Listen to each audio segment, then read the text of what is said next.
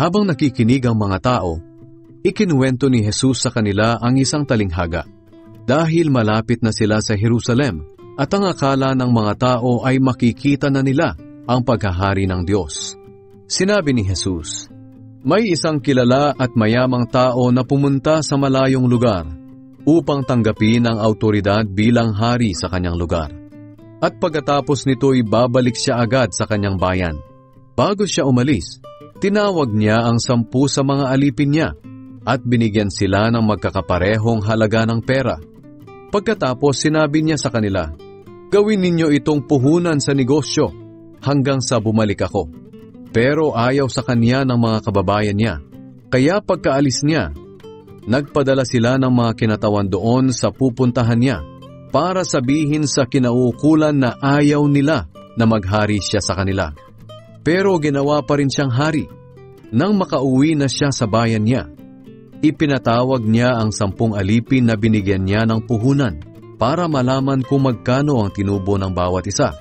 Lumapit sa kanya ang una at sinabi, 'Ang perang ibinigay niyo sa akin ay tumubo po ng 10. Sinabi ng hari, "Magaling, mabuti kang alipin. At dahil naging tapat ka sa kakaunting ipinagkatiwala sa iyo, pamamahalain kita sa 10 lungsod." Lumapit ang ikalawa at nagsabi, "Ang pera po na ibinigay niyo sa akin ay tumubo ng 5.